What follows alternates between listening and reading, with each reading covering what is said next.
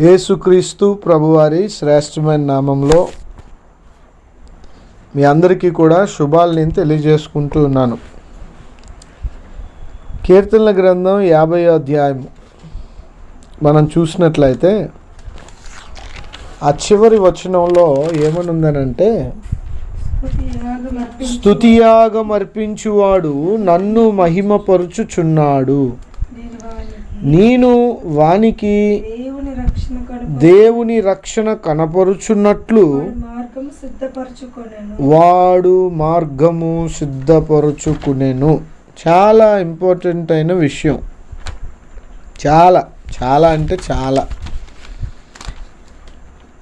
ఈ చీకటి లోకంలో ఒక చీకటి గదిలో కొన్ని ముత్యాలు పడిపోయాయి. ఒక చీకటి గదిలో కొన్ని ముత్యాలు పడిపోయాయి. ముత్యాలు లేకపోతే వెండి బంగారం పడిపోయింది. ఆ చీకటి గదిలోకి ఒక వ్యక్తిని పంపించి ఆ పడిపోయిన ముత్యాలు లేకపోతే బంగారం ఏరుకో అని చెప్పారు. అప్పుడు ఈ వ్యక్తి ఆ చీకటి గదిలోకి వెళ్ళి ఏం చేస్తాడనంటే, ఆ చీకట్లోనే ఆ ముత్యాలు ఆ బంగారం ఏరుకునే ప్రయత్నం చేస్తాడు. ఈరోజు మనం కూడా ఈ భూమి మీద దైవత్వాన్ని మనం అలా ఏరుకోవాలి. కనబడేదంతా దైవత్వం కాదు. ఈ భూమి మీద చూస్తున్నదంతా కూడా దైవికమైనవి కాదు. అన్నీ చెడు వార్తలే, దుర్వార్తలే, అంత పాడైన స్థితే, అంత నాశనానికి జోగవుతున్న విషయాలే వినిపిస్తున్నాయి తప్ప మనల్ని బాగు చేసే విషయాలు చాలా తక్కువ. పరలోకం, పరిశుద్ధత, పరలోకమందున్న మన తండ్రి ప్రేమ, కుమారుడైన యేసునాథుని యొక్క శిలువ యాగము, సత్యస్వరూపియగు పరిశుద్ధాత్ముని యొక్క ఆదరణ ఈ లోకంలో కనబడటం లేదు. అందుకే చీకటి లోకం అన్నమాట, ఒక చీకటి గది అన్నమాట. ఒక సినిమా హాల్లోకి వెళ్ళిన తర్వాత లైట్లన్నీ ఆఫ్ చేసేస్తారు, చీకటి అయిపోద్ది. అప్పుడు బొమ్మ తెర మీద వెలుగుతుంది అన్నమాట. మన బ్రతుకులు ఇప్పుడు ఈ లోకంలో ఎలా ఉన్నాయని అంటే, చీకట్లో ఉన్నాం మనం. ఎటు చూసిన కుటుంబంలో, ఉద్యోగంలో, ఊర్లో, వీధిలో, ఎక్కడ చూడండి అన్నీ చెడే ఎక్కువ వింటున్నాం. చెడే ఉన్నాయి. బుర్ర పెట్టి మనం కనుక గమనిస్తే చెడే ఎక్కువ ఉంది మంచి కంటే. అందుకే ఈరోజు మంచి అరుదైపోతూ ఉంది. మంచి కనబడుటకు వెతుకుతూ ఉన్నా సరే దొరకనందుకు ఎక్కడో కానీ కనపడటం లేదు. అందుకే నేను మీకు ఈ ఆలోచన ఇచ్చాను ఏంటనంటే, ఒక చీకటి గదిలో ముత్యాలు ఏరుకోవడం ఎలాగో ఈ పాడైపోయిన ఈ వ్యవస్థలో, ఈ లోకంలో, ఈ సమాజంలో దేవుణ్ణి వెతకడం కూడా అంతే. ఒక గదిలో మనం వెతికితే ఖచ్చితంగా చీకట్లో అయినా సరే ముత్యాలు కనిపిస్తాయి. ఎందుకంటే అక్కడ పడిపోయి అని మనకు ఖచ్చితంగా తెలుసు. కాబట్టి మనం ఏదో రకంగా దేవులాడి వాటి దగ్గరికి మనం వెళ్తాం, తీసుకుంటాం. అలాగే దేవుడు ఉన్నాడని మనకి తెలుసు. ఈ చీకటి లోకంలో కూడా ఉన్నారని తెలుసు కాబట్టి ఖచ్చితంగా వెతికితే ఆ పరమాత్ముడు మనకి దొరుకుతాడు. తప్పిపోయిన కుమారుడు వెతికాడు, తండ్రి దగ్గరికి వచ్చాడు. తండ్రి తప్పిపోయిన కుమారుడికి దొరికాడు. ఇంట్లో ఉన్న కుమారుడు ఏ రోజు ఆ తండ్రిని వెతికే ప్రయత్నం చేయలేదు. ఎందుకంటే తండ్రి తనతోటే ఉన్నాడు. ఇప్పుడు తండ్రి విలువ ఆయనకి తెలియదు. కాబట్టి ముందుగా నేను ఇప్పుడు చెప్పబోయే మెసేజ్కి ముందుగా మీకు ఇస్తున్న ఆలోచన ఏంటనంటే, మనం పాడైపోయిన వ్యవస్థలో బ్రతుకుతున్నాం. వ్యవస్థను అనేస్తున్నాము, కానీ మనమే వ్యవస్థ అనే విషయాన్ని కూడా మనం జ్ఞాపకం చేసుకోవాలి. పాడైపోయింది వ్యవస్థ అంటే మనం కూడా పాడైపోయాం. పుట్టుకే పాడైపోయింది. పాపంలో పుట్టాము, పాపంలో పెరుగుతున్నాం. నా నా నా వంతు నేను ఏమీ చెయ్యకముందే నేను పాపిని. ఈ విషయాన్ని మనం అర్థం చేసుకుంటే ఇప్పుడు మనకి ఈ వచనం చదివితే అర్థమవుద్ది. ఏంటంట ఆ వచనం? స్తుతియాగం అర్పించువాడు. 22 వచనాలు చెప్పి, ఆసాపు భక్తుడేనా? ఆసాపు భక్తుడే కదా. ఆసాపు అనే ఒక భక్తుడు 22 వచనాలు రచించిన తర్వాత 23 వచనంలో ఒక కన్క్లూడింగ్ స్టేట్మెంట్, ముగింపు మాటగా చెప్తున్నాడు అనమాట. మనం అర్థం చేసుకోవాలని. పరిష్కారం, సొల్యూషన్. ప్రతి సమస్యకు ఒక పరిష్కారం ఉంటుంది. పరిష్కారం లేని సమస్య అంటూ భూమి మీద లేదు. ప్రతి సమస్యకి ఈ 50వ కీర్తనలో ఉన్న సమస్యకి పరిష్కారం 23వ కీర్తన. ఏంటి 23వ వచనం? ఏంటి ఆ పరిష్కారం అని అంటే, స్తుతియాగము అర్పించువాడు. హల్లెలూయా. ప్రతి మనిషికి కొన్ని సమస్యలు ఉంటాయి. ప్రతి సంఘానికి కొన్ని సమస్యలు ఉంటాయి. ప్రతి ఉద్యోగానికి ఒక సమస్య ఉంటుంది. ప్రతి వ్యవస్థకి ఒక సమస్య ఉంటుంది. ఈ ప్రతి సమస్యకి ఒక పరిష్కారం అనేది ఉంది అనే మంచి వార్త ఈరోజు పరిశుద్ధాత్మ దేవుడు మనకు తెలియజేస్తున్నాడు. ఆ పరిష్కారం ఏంటనేది నేను మీకు చెప్తాను. చాలా సమస్యల మధ్య, చాలా సుడిగుండముల మధ్య మనిషి సతమతం అవుతూ ఉన్నాడు.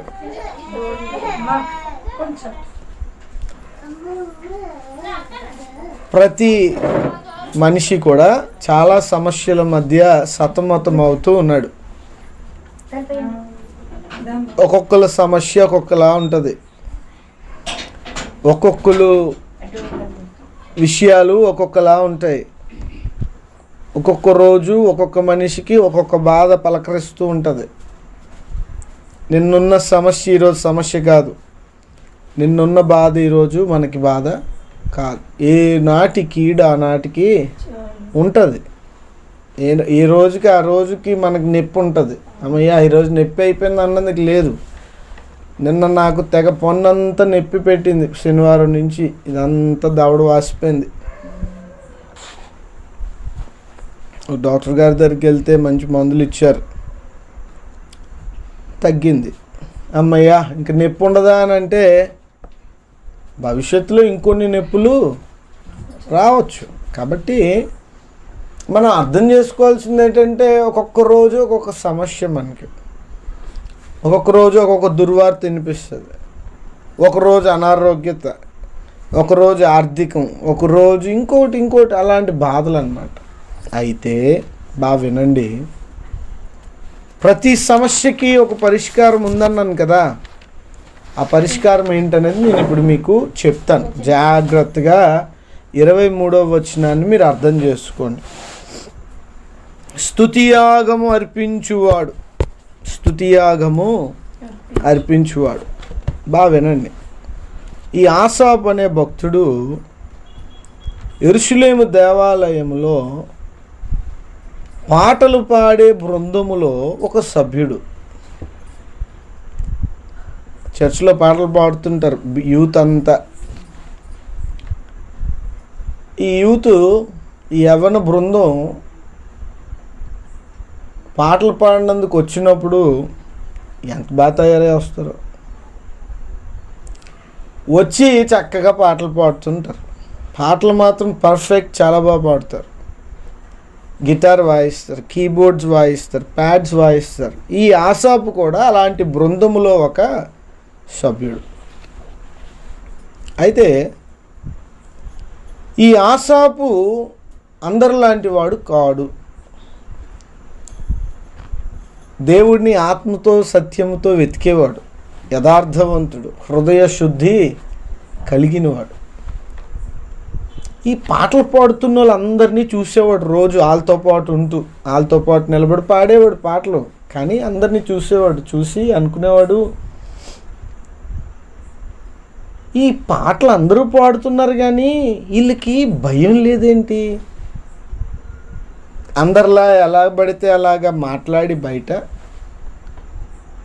కొంత ఎగతాళిగా మాట్లాడుతూ దేవుని పాటలు పాడుతూ ఉన్నాము అనే భయం లేకుండా అందరిలాగే తిరిగి బ్రతుకుతూ ఉన్నారు కదా, వీరికి కొంచెం కూడా హృదయ శుద్ధి లేదేంటి? కనీసం వాళ్ళు చేసిన తప్పులైనా వచ్చి దేవుని మందిరంలో చెప్పుకొని ఒప్పుకునే స్థితి కూడా లేదు. క్యాజువల్ అయిపోయింది వీళ్ళకి పాటలు పాడడం దేవుని మందిరంలో. ఏదో ఒక ఉద్యోగంలాగా వచ్చేసి అందరు చూస్తారు కదా ఈ పాటలు పాడే వాళ్ళని. మనకు చర్చిల్లో బాగా అలవాటు ఇది. పాట పాడుతున్నామని అంటే అందరు చూస్తున్నారు కాబట్టి అదొక చిన్న హీరోయిజంగా, లేకపోతే ఒక హీరో అంటే అందరి ముందు ఒక ప్రదర్శనలా భావించి చాలామంది దైవభక్తి లేకుండా కూడా పాటలు పాడుతూ ఉంటారు. ఆ పాట వాళ్ళ హృదయాంతరంగాల్లో నుంచి రాదు. సో ఈ ఆసాపు ఇవన్నీ గమనించి చూడండి, ఆసాపులో కూడా కొన్ని పొరపాట్లు ఉన్నాయి, మిగతా వాళ్ళలో కూడా కొన్ని పొరపాట్లు ఉన్నాయి.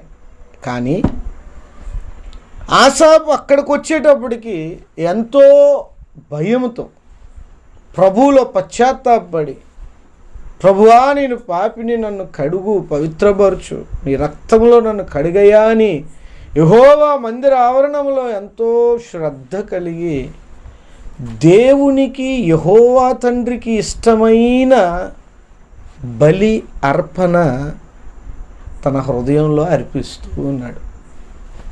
మిగతా వాళ్ళకి బలి అర్పణ ఏం లేదమ్మా, తగ్గింపు లేదు, దేవుడంటే భయం లేదు.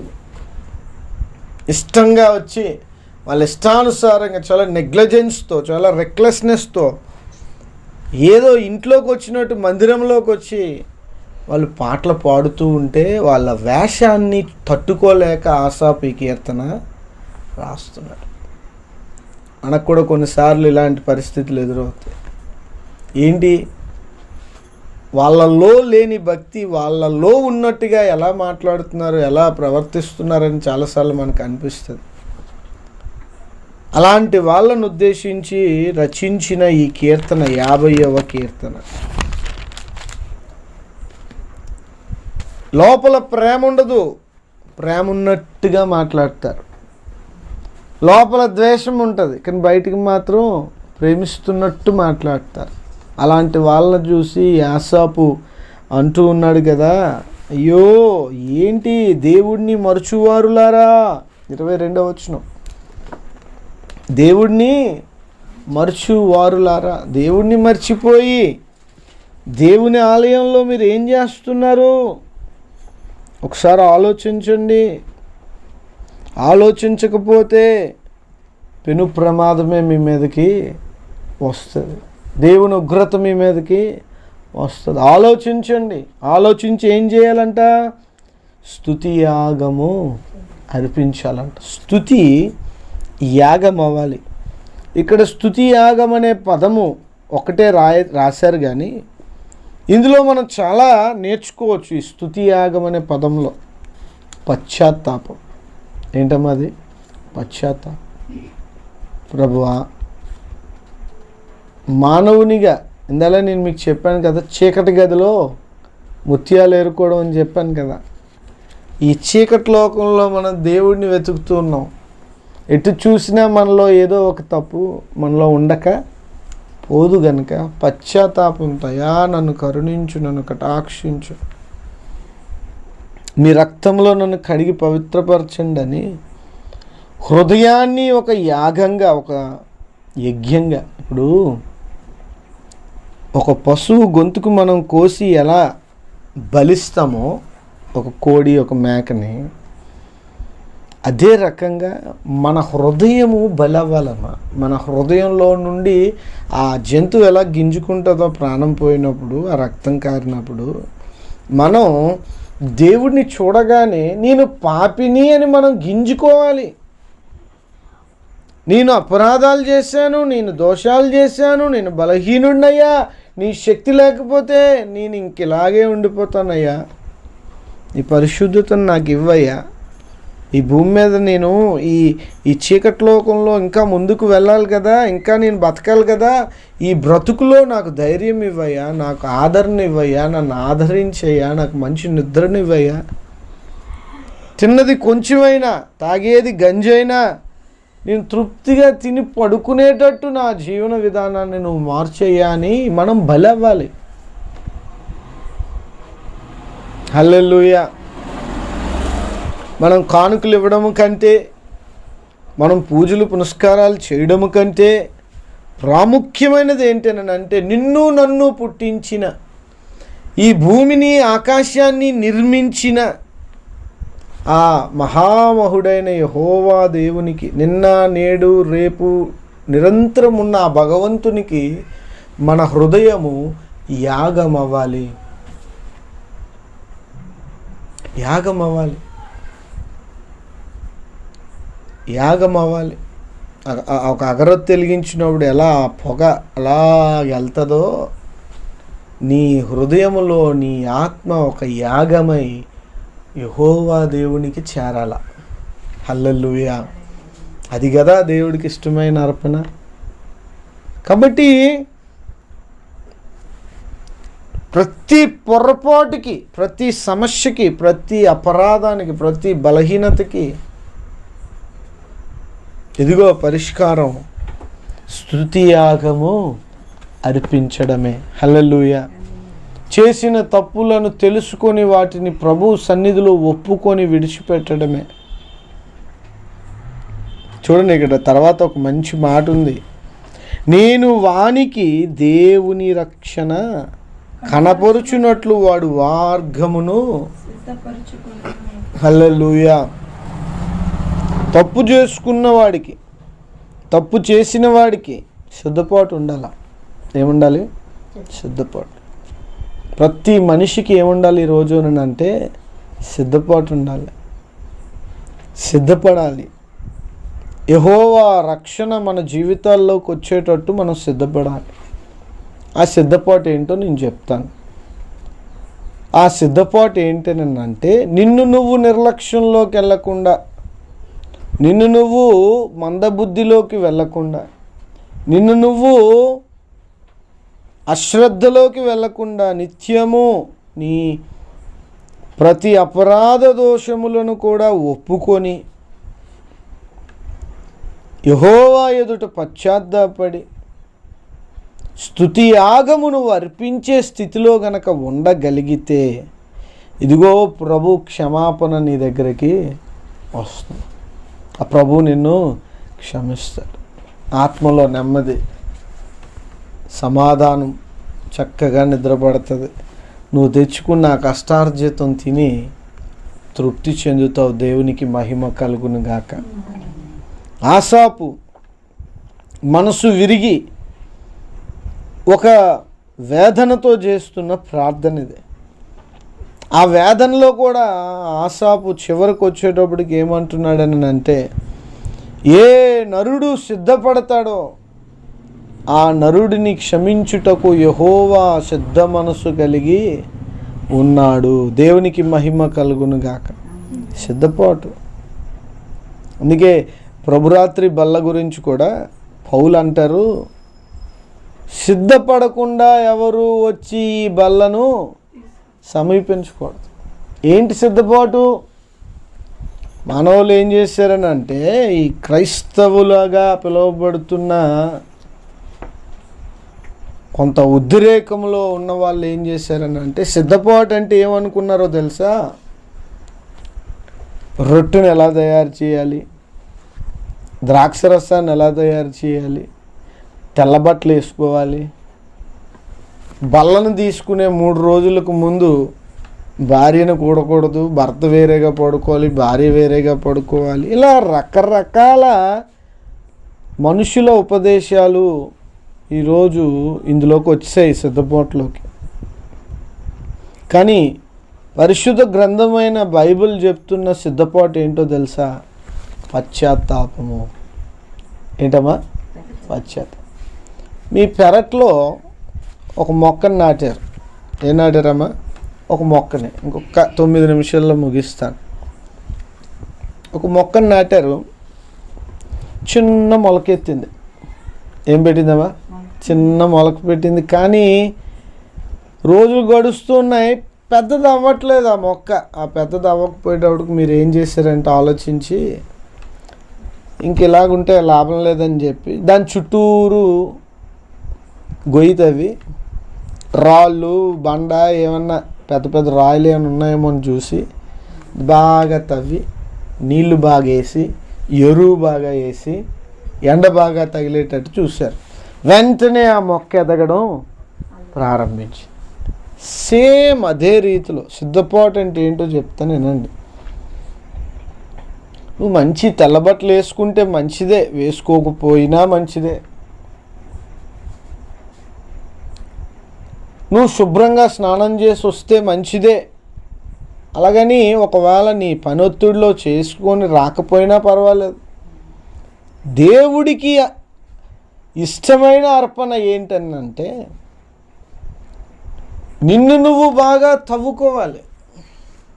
ఎలాగా మొక్క దగ్గర మనం తవ్వి రాళ్ళు రెప్పలన్నీ ఏరేమో, నీ హృదయం దేవుళ్ళలో ఫలముగా లేదు కాబట్టి, ఫలించే స్థితిలో లేదు కాబట్టి, ఎందుకు ఫలించట్లేదు నేను తవ్వుకోవాలి. కూర్చోవాలి, నెమ్మదిగా నిదానంగా కూర్చోవాలి.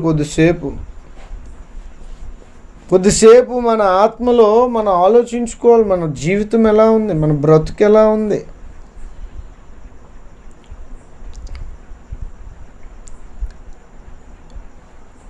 ఎలా ఉన్నాను నేను?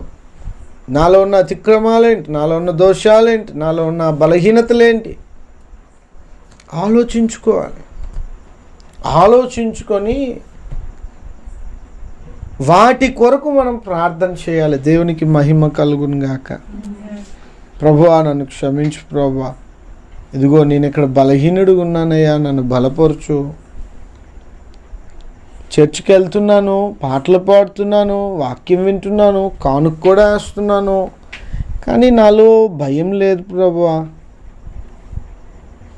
నాలో భయం లేదు ప్రభువా.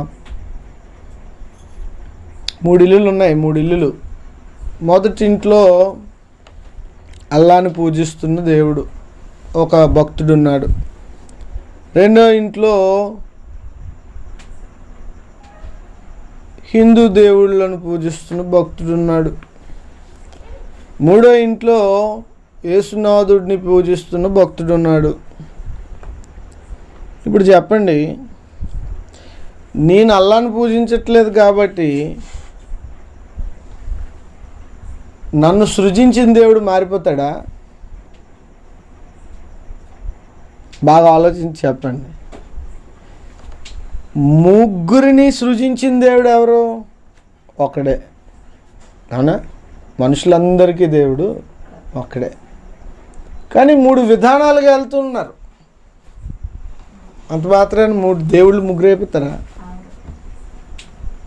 కాబట్టి ఇప్పుడు మనం అర్థం చేసుకోవాల్సింది ఏంటంటే, ప్రతి మనిషికి ఒక సిద్ధపాటు కావాలి.